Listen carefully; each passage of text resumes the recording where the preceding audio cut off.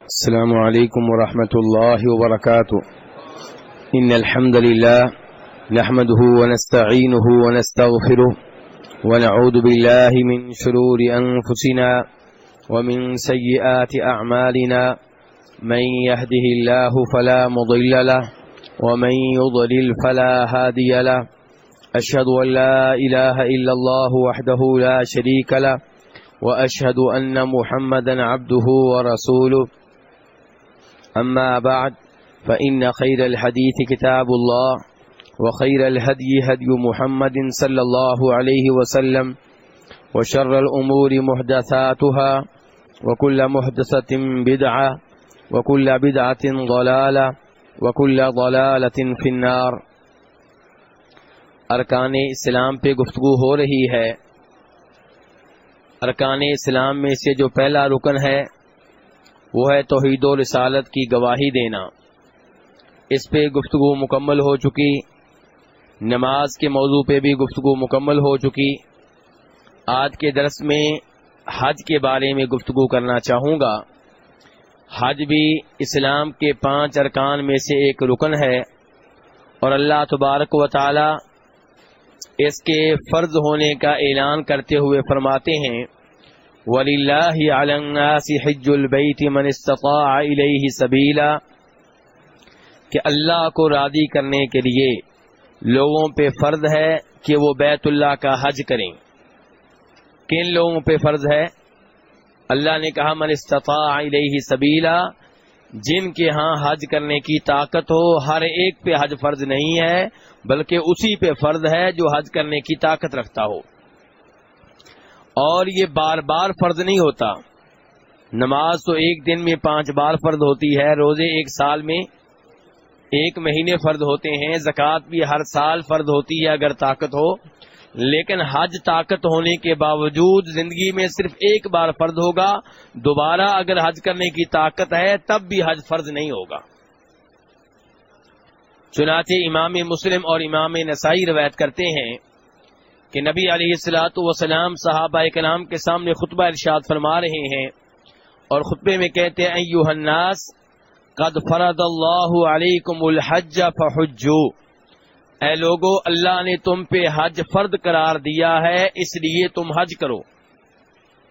ایک صحابی کہنے لگے اکل عام یا رسول اللہ، کیا جو حج فرض ہے یہ ہر سال فرض ہے؟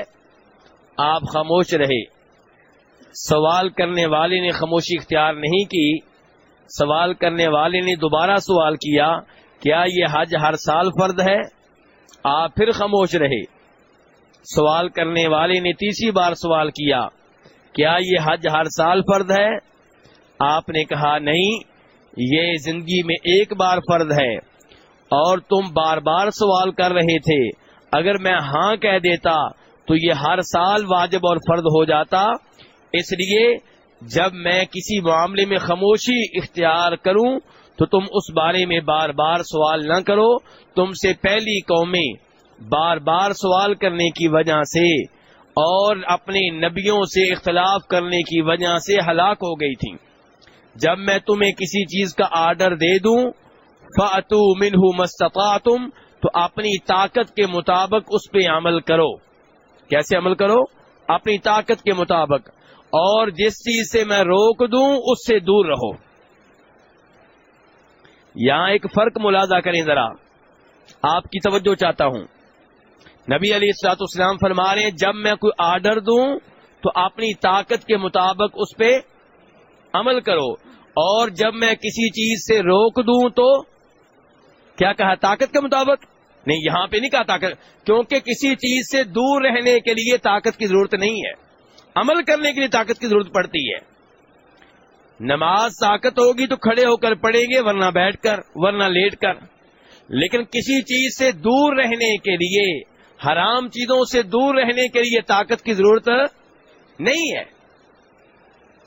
شراب پینے کے بارے میں شریعت یہ نہیں کہتی اگر طاقت ہے تو شراب سے دور رہیں. نہیں، شراب سے دور ہی رہنا ہے، سود سے دور ہی رہنا ہے، بدکاری سے دور ہی رہنا ہے. اس میں کوئی گنجائش نہیں ہے. لیکن جب آپ آرڈر دیتے ہیں، کسی چیز کو واجب قرار دیتے ہیں، فرض قرار دیتے ہیں، وہاں پہ آپ ارشاد فرماتے ہیں اپنی طاقت کے مطابق اس پہ عمل کرو. تو بہرحال اس حدیث سے کیا معلوم ہوا کہ حج زندگی میں ایک بار فرض ہے، اور یہی صورتحال میرے بھائیوں عمرے کی بھی ہے. اور یہاں پہ یہ بھی سوال پیدا ہوگا، کیا عمرہ بھی حج کی طرح فرض ہے، واجب ہے، یا عمرہ واجب نہیں ہے؟ جی میرے بھائیوں، صحیح بات یہ ہے کہ عمرہ بھی زندگی میں ایک بار واجب ہے اس پہ جو عمرہ کرنے کی طاقت رکھتا ہو. عام طور پہ علماء کرام یہی کہتے ہیں کہ عمرہ واجب نہیں ہے، کر لیں بہتر ہے. لیکن صحیح بات یہ ہے کہ عمرہ بھی زندگی میں ایک بار واجب ہے اس پہ جو عمرہ کرنے کی طاقت رکھتا ہے. اس کے دلائل کیا ہیں؟ اس کے دلائل کیا ہیں؟ پہلے نمبر پہ وہ حدیث جسے حدیث جبریل کہتے ہیں، وہ حدیث جسے حدیث جبریل کہتے ہیں علیہ السلام، جو مسلم شریف وغیرہ میں آئی ہے. اس حدیث کا وہ حصہ جسے امام دارقطنی اور ابن خزیمہ روایت کرتے ہیں، اس میں آتا ہے کہ جب جناب جبریل علیہ السلام آپ کے پاس انسانی شکل و صورت میں آئے تھے اور آپ سے سوال کرنے لگے. سوال کرنے والے کون ہیں؟ جبریل علیہ السلام. جواب دینے والے کون؟ جناب محمد صلی اللہ علیہ وسلم. تو سوال کیا اسلام کسے کہتے ہیں؟ تو آپ نے کہا اسلام یہ ہے کہ توحید و رسالت کی گواہی دو، نماز قائم کرو، زکوٰۃ ادا کرو، رمضان کے روزے رکھو، اور حج کرو اور عمرہ کرو. حج کرو اور یعنی کہ اسلام کی ضروری چیزیں آپ بتا رہے ہیں، واجب چیزیں بتا رہے ہیں، فرض چیزیں بتا رہے ہیں، اور اس میں آپ حج اور عمرے کا تذکرہ بھی فرما رہے ہیں.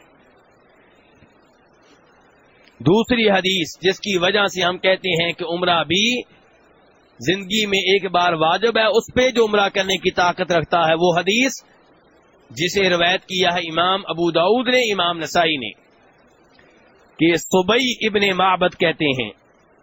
کون کہتا ہے صاحب؟ صبی ابن معبد کہتے ہیں کہ میں عیسائی تھا، بدو آدمی تھا، میں مسلمان ہو گیا. مجھے جہاد کا بڑا شوق تھا، لیکن میرے اوپر حج اور عمرہ بھی فرض تھا. کیا کہہ رہے ہیں؟ میرے اوپر حج اور عمرہ. اکیلے حج کے بارے میں کہہ رہے ہیں فرض کے؟ عمرے کے بارے میں بھی کہہ رہے ہیں؟ کہہ رہے ہیں میرے اوپر حج اور عمرہ بھی فرض تھا. تو میں نے کچھ لوگوں سے مشورہ کیا، انہوں نے کہا ایک ہی بار حج اور عمرہ کر لو ایک ہی سفر میں، اور اس صورت میں تمہارے اوپر قربانی فرض ہوگی وہ دے دینا. تو یہ کون سا حج بنے گا؟ حج تمتع یا حج قران؟ اگر درمیان میں وقفہ کر لیں گے تو حج تمتع بن جائے گا، وقفہ نہیں کریں گے تو حج قران بن جائے گا.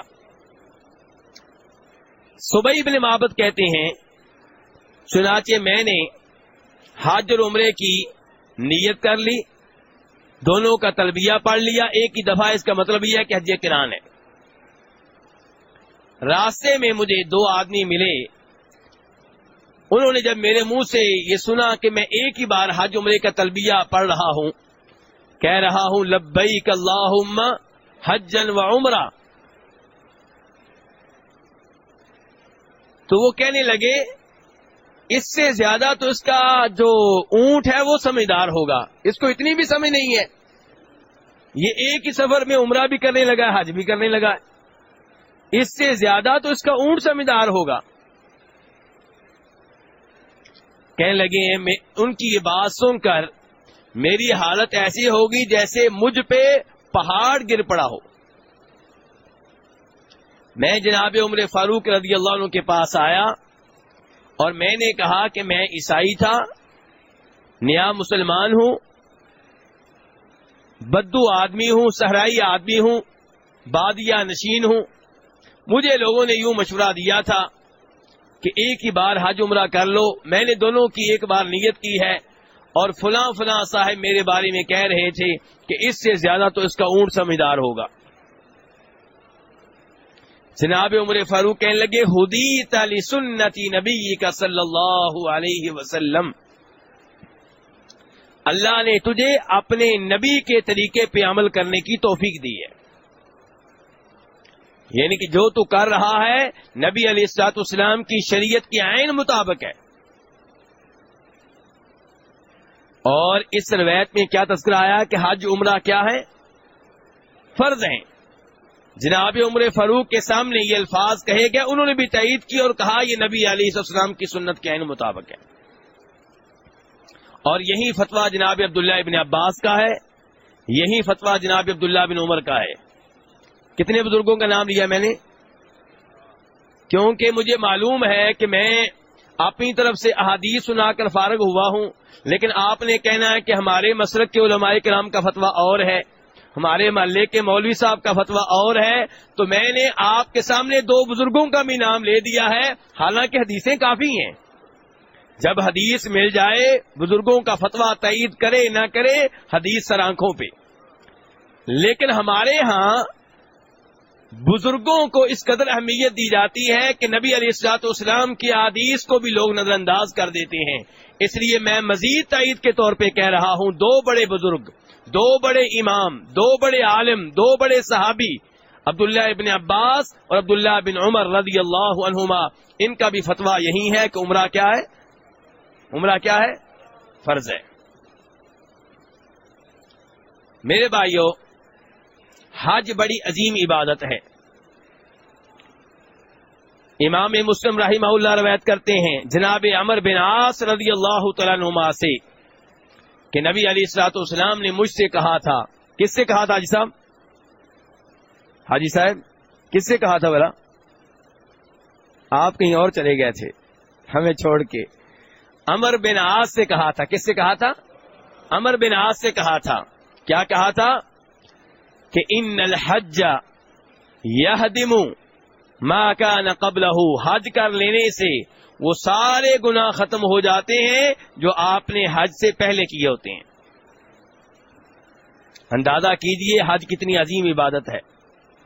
کہیں بخاری شریف کی حدیث میں آپ فرماتے ہیں والحج المبرور لیس له جزاء الا الجنہ، وہ حج جو اللہ کے ہاں قابل قبول ٹھہر گیا اس کی جزا ایک ہی ہے، وہ کیا ہے؟ جنت.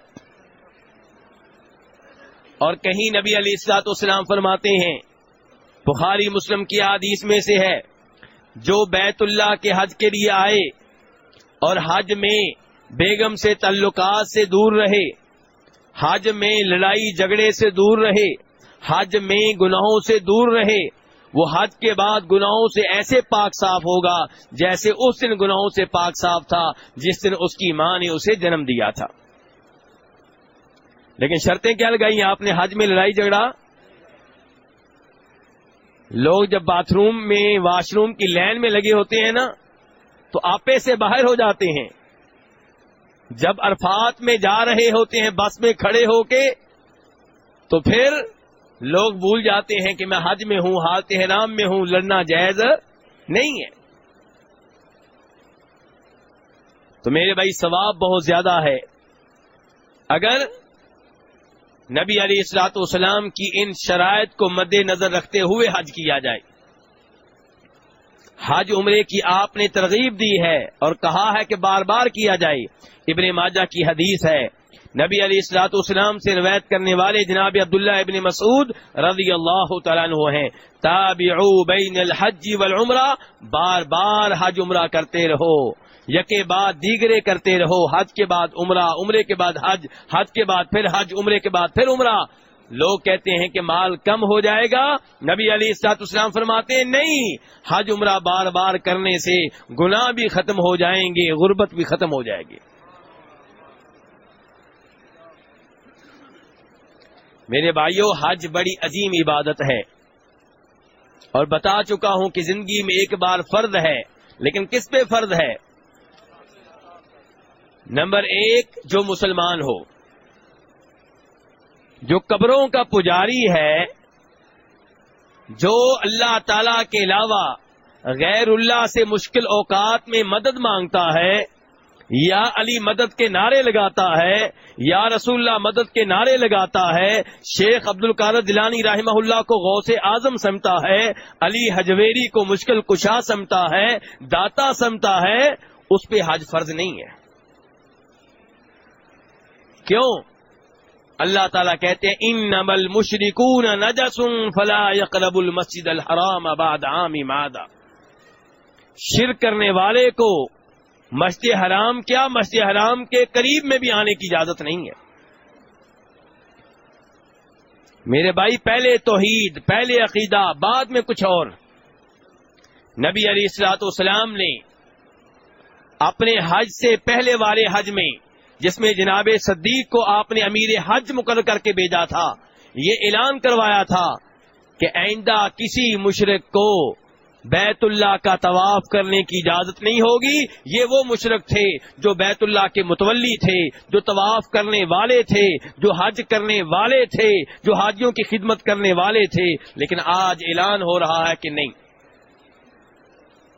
مشرک کا طواف قابل قبول نہیں ہے، مشرک کی نماز قابل قبول نہیں ہے۔ اسی لیے ہم کہتے ہیں میرے بھائی، پہلے عقیدے کی فکر کریں، یہ بعد میں ہمیں بتائیں کہ میں نے 20 حج کیے ہیں، 40 کیے ہیں۔ پہلے عقیدہ، پہلے توحید، پہلے شرک سے توبہ کریں۔ جو اللہ تعالی کی اس مخلوق کو جو فوت ہو چکی ہے، اللہ کے برابر کر دے عبادت میں، کبھی اللہ سے بیٹا مانگے، کبھی قبر والے سے مانگے، مانگنا عبادت ہے۔ آپ نے اس عبادت میں قبر والے کو اللہ کا شریک بنا دیا، آپ کے حج کی، آپ کے عمرے کی، آپ کی نمازوں کی، آپ کے روزے کی اللہ کو کوئی ضرورت نہیں ہے۔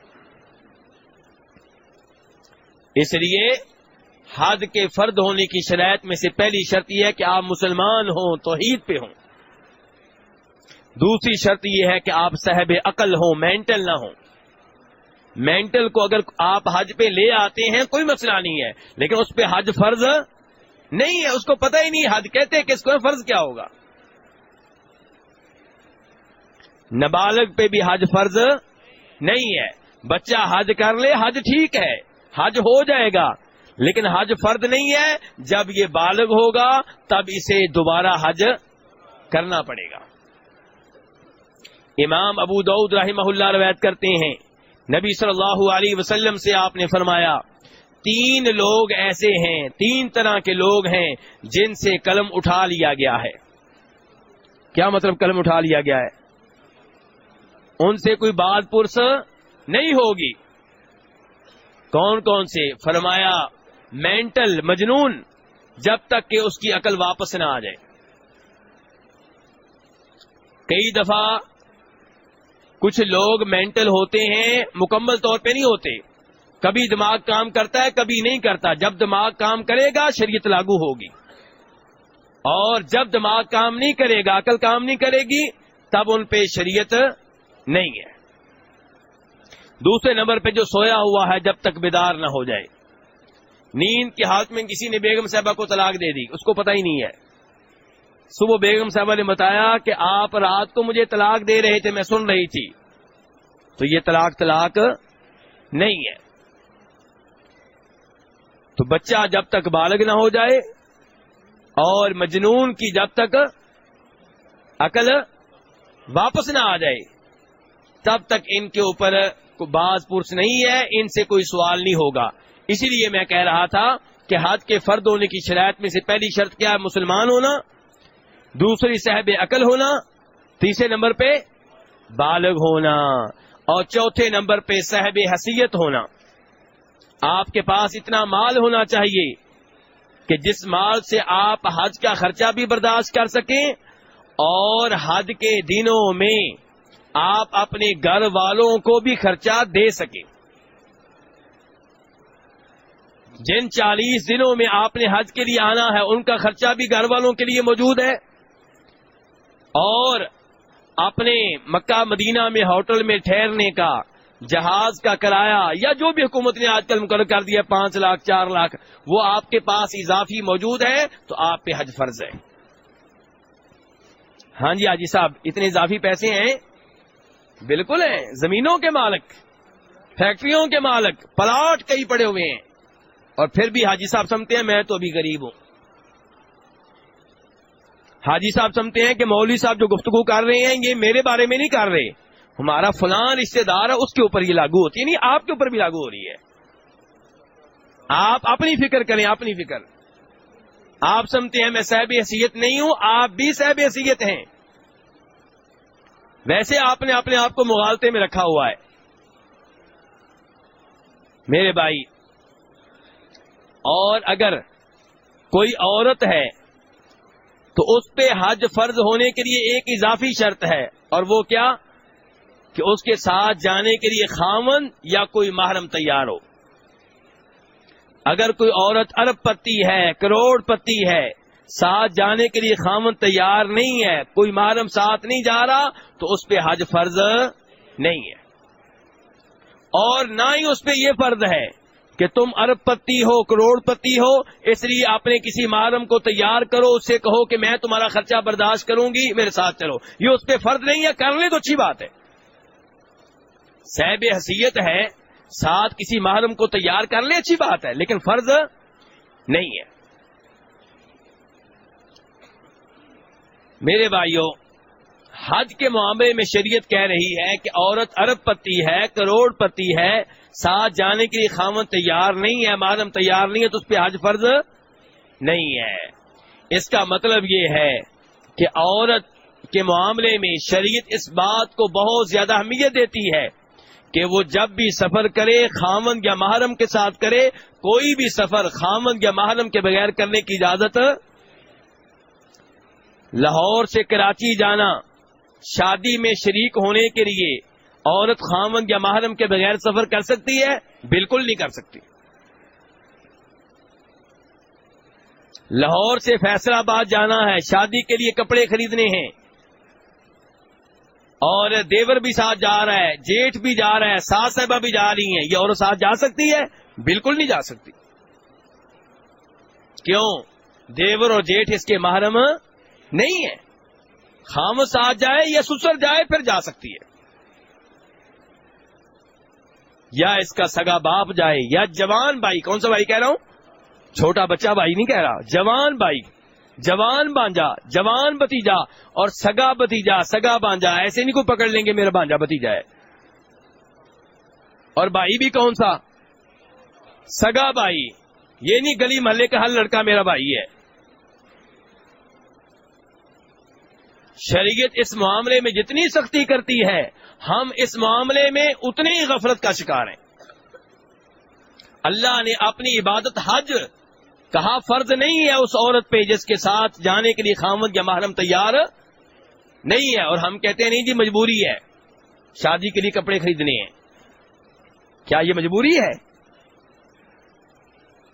ہماری جوان بچی لاہور سے نکلتی ہے، کالج کی دیگر لڑکیوں کے ساتھ مری کی سیر کے لیے جا رہی ہے. جی کیا یہ سفر جائز ہے؟ بالکل ناجائز ہے. لوگ کہتے ہیں جی پوری بس لڑکیوں سے بھری پڑی ہے، کوئی لڑکا نہیں ہے. چاہے پوری بس لڑکیوں سے بھری پڑی ہو، آپ زیادہ سے زیادہ یہ کہہ سکتے ہیں کہ دنیاوی لحاظ سے خطرہ کم ہو گیا ہے کیونکہ پوری بس میں لڑکیاں ہیں، لڑکا کوئی نہیں ہے. لیکن شریعت کے لحاظ سے یہ سفر ناجائز ہے.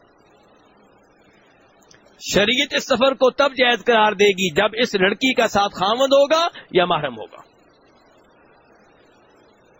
اور سفر کوئی بھی ہو، چاہے سیر کے لیے ہو، چاہے شادی کے لیے ہو، چاہے شاپنگ کے لیے ہو، چاہے تعلیم کے لیے ہو، چاہے ڈاکٹر بننے کے لیے ہو، چاہے انجینئر بننے کے لیے ہو، چاہے عمرے کا سفر ہو، چاہے حج کا سفر ہو، کوئی بھی سفر ہو.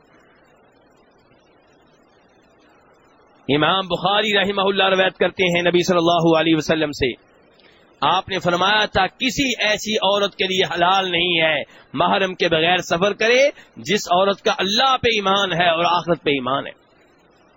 جو اللہ کو مانتی ہے اسے اللہ سے ڈرنا چاہیے، جس کا آخرت پہ یقین ہے اسے ڈرنا چاہیے، اس کا حساب ہوگا. اس عورت کے لیے جائز نہیں ہے کہ محرم کے بغیر سفر کرے. سفر کا مطلب کیا ہوتا ہے؟ اپنے شہر سے نکل کر دوسرے شہر میں جانا. اپنے شہر میں ایک محلے سے دوسرے محلے جانا یہ سفر نہیں ہے. ایک شہر سے دوسرے شہر جانا یہ سفر ہے. اور سفر خاوند یا محرم کے بغیر جائز نہیں ہے. جب یہ حدیث آپ نے بیان کی, ایک صحابی کھڑے ہو گئے. میرے بھائی توجہ سے بڑی اہم بات کرنے لگا ہوں. ایک صحابی کھڑے ہو گئے, کہنے لگے اللہ کے رسول صلی اللہ علیہ وسلم, میری بیگم حج کے لیے جا رہی ہے. کس کام کے لیے جا رہی ہے؟ نیک کام ہے کہ؟ اور فرمایا میں جہاد کے لیے جا رہا ہوں. جہاد کے لیے باقاعدہ میرا نام لکھا جا چکا ہے, رجسٹر ہو چکا ہے. اور یہ کس زمانے کی بات ہو رہی ہے؟ نبی علیہ السلام کے زمانے کی, جب مسلمان سپاہی تھوڑے ہوتے تھے کہ زیادہ ہوتے تھے؟ بہت کم ہوتے تھے. جب جہاد میں ایک ایک سپاہی کی ضرورت ہوا کرتی تھی. اور اس صحابی کی بیگم نے جن کے ساتھ مل کر حج کرنا ہے وہ کون ہے؟ اللہ کے ولی, پاک دامن, پاک باز لوگ. اور قافلے میں عورتیں بھی ہوں گی. تو کیا آپ نے کہا میرے صحابی مجبوری ہے؟ کوئی بات نہیں, تمہاری بیگم جا سکتی ہے محرم کے بغیر, کیونکہ جن کے ساتھ جا رہی ہے ان سے خطرہ نہیں ہے, بڑے پاک باز لوگ ہیں, میرے ولی ہیں. کیا آپ نے یہ کہا جن کے ساتھ جا رہی ہے عورتیں بھی ساتھ ہیں, اتنی عورتیں اکٹھی ہو جائیں تو خطرہ ختم, کوئی مسئلہ ہی نہیں ہے؟ یا آپ نے کہا کہ میرے صحابی جو ہیں وہ سارے تمہاری بیگم کے بھائی ہیں؟ کیوں جی, آپ بھی کسی نہ کسی کے محرم بن کر آئے ہیں جعلی طور پہ. یہ حدیث سنیے دھیان سے, ناراض نہیں ہونا, آپ کے ضمیر کو جھنجھوڑنا چاہتا ہوں. غلطی اس مسئلے میں مجھ سے بھی ہو سکتی ہے, آپ سے بھی ہو سکتی ہے, لیکن انسان مسئلے کو مسئلہ تو سمجھے, کوشش تو کریں عمل کرنے کی. کبھی غلطی ہو جائے اللہ سے معافی مانگ لیں گے, اللہ معاف کرنے والا ہے. لیکن جو آدمی حدیث سنے, قرآن سنے اور یہ فیصلہ کر لے کہ اس پہ میں نے عمل نہیں کرنا اور اللہ معاف کرنے والا ہے, یہ تو اللہ کا مذاق اڑانے کے مترادف ہے. آپ نے کہا میرے صحابی جہاد چھوڑ دو, اپنی بیگم کو حج کراؤ. یہ نہیں کہا کہ تو نے جہاد پہ جانا مجبوری ہے, تمہاری بیگم جا سکتی ہے, میرے ولیوں کے ساتھ جائے گی کوئی مسئلہ نہیں ہے, عورتیں ساتھ ہوں گی کوئی مسئلہ نہیں ہے. ایسا کوئی دروازہ آپ نے نہیں کھولا. آپ نے کہا جہاد چھوڑ دو, جاؤ اپنی بیگم کو حج کراؤ. تو میرے بھائی اس لیے آپ کی جوان بیٹی, 15 سال کی بیٹی, 16 سال کی بیٹی, 25 سال کی بہن, 35 سال کی والدہ, یہ کبھی بھی محرم کے بغیر سفر نہ کریں, اور سفر چاہے کوئی بھی ہو. مجھے بڑی حیرانگی ہوتی ہے جب مجھ سے کئی بھائی سوال کرتے ہیں درس کے بعد کہ جی میری بیگم صاحبہ آ رہی ہیں, لاہور سے ان کے والد صاحب بٹھا دیں گے, جدہ سے میں لے لوں گا. بھئی یہ لاہور سے جدہ یہ سفر ہے, یہ کس کے ساتھ ہو رہا ہے؟ کہتے ہیں جی پورا جہاز ہی ہے ساتھ, کوئی خطرہ نہیں ہے. تو میرے بھائی نبی علیہ السلام کی کہ صحابی کی اس بیگم کو کوئی خطرہ تھا؟ کوئی خطرہ نہیں تھا. یہ شریعت کے اصول ہیں میرے بھائی. یہ نہ کہا کریں میری بیٹی بڑی پڑھی لکھی ہے, میری بہن بڑی پڑھی لکھی ہے. ہمارے ایک دوست مدینہ یونیورسٹی میں پی ایچ ڈی کر رہے ہیں, M B B S doctor ہیں, بیگم بھی M B B S doctor ہے, اور اس ڈاکٹر صاحب کے والدین 35 سال تک کنگ سعود یونیورسٹی میں بطور پروفیسر ڈاکٹر پڑھا چکے ہیں. یہ دونوں میاں بیوی آغا خان یونیورسٹی سے تعلیم لینے کے بعد مزید تعلیم لینے کے لیے امریکہ جا چکے ہیں. وہاں جب ڈاکٹروں کے حالات دیکھے دینی لحاظ سے بڑی تکلیف ہوئی. دماغ کے ڈاکٹر بن رہے تھے, جس کو آپ کیا کہتے ہیں, نیورو سرجن. وہ سب کو چھوڑ کے مدینہ یونیورسٹی میں آ کے داخلہ لے لیا, دینی تعلیم حاصل کرنا شروع کر دی. پہلے ڈاکٹر صاحب خود آئے, پھر بیگم کا ویزا لیا, اپنے والدین کو بتایا کہ بیگم کا ویزا مل چکا ہے اور میں اسے لینے کے لیے آ رہا ہوں. سنیے ذرا دھیان سے, میں اسے کہا لینے کے لیے, پڑھی لکھی لڑکی ہے, ڈاکٹر ہے, اور جب سے وہ پڑھ رہی ہے, یعنی کہ اس لڑکی نے تعلیم اس انداز سے حاصل کی تھی کہ وہ پڑھنے کے لیے انگلینڈ جاتی تھی، والد صاحب فوج میں کرنل تھے، اس لڑکی کی والدہ بھی فوج میں حاضر سروس ڈاکٹر تھی، لڑکی ہر سال پڑھنے کے لیے انگلینڈ جاتی تھی، گرمیوں کی چھٹیوں میں تنہا پاکستان واپس آتی تھی، 9 مہینے وہاں تنہا رہتی تھی، اور آج کیا ہو گیا ہے کہ آپ اسے لینے کے لیے آ رہے، خود نہیں آ سکتی؟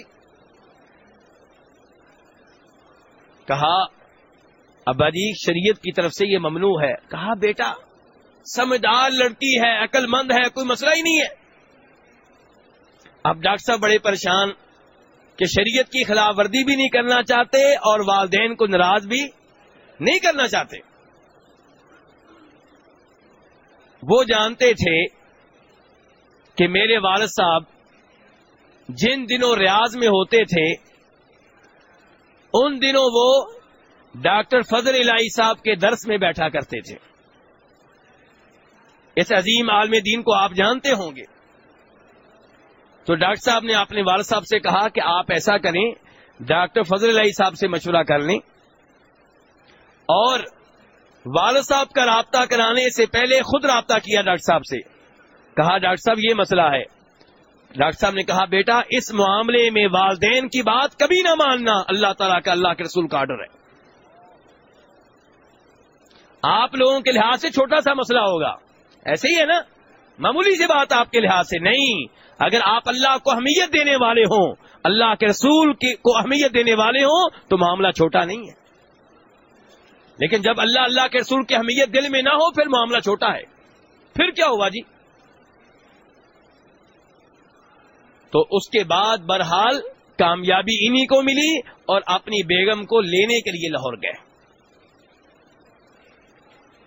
میرے بھائی یہ احادیث، یہ واقعہ بتانے کا مقصد کیا ہے؟ میں چاہتا ہوں کہ جس طرح آپ نماز کے معاملے میں شریعت کی تعلیمات کی پابندی کرتے ہیں، روزے کے معاملے میں شریعت کی تعلیمات کی پابندی کرتے ہیں، پردے کے مسائل میں، عورت کے محرم کے بغیر سفر کرنے کے مسائل میں بھی شریعت کی پابندی کریں۔ یہ شریعت بھی اسی نبی کی طرف سے ہے، اسی اللہ کی طرف سے ہے جس اللہ نے نماز کا آرڈر دیا ہے، روزوں کا آرڈر دیا ہے۔ میرے بھائی یہ حج کے فرض ہونے کی شرائط تھیں، جس پہ حج فرض ہو جائے پھر حج کرنے میں جلدی کرے، تاخیر نہ کرے۔ عبداللہ ابن عباس روایت کرتے ہیں، مسند احمد کی حدیث ہے، نبی علیہ الصلوۃ والسلام فرماتے ہیں تعجلوا الی الحج، کہ حج کرنے میں جلدی کرو، یعنی کہ جب حج فرض ہو جائے تو حج کرنے میں تم نہیں جانتے کل کیا حالات ہوں گے، ہو سکتا ہے کل کو حادثہ پیش آ جائے، ہو سکتا ہے کل یہ مال نہ رہے، حج فرض ہو گیا ہے، حج کرنے میں جلدی کریں۔ اور امام سعید ابن منصور اپنی سنن میں روایت کرتے ہیں کہ جناب عمر فاروق رضی اللہ تعالی نے فرمایا کہ میرا دل چاہتا ہے، کون کہہ رہے ہیں حاجی صاحب؟ کون کہہ رہے ہیں؟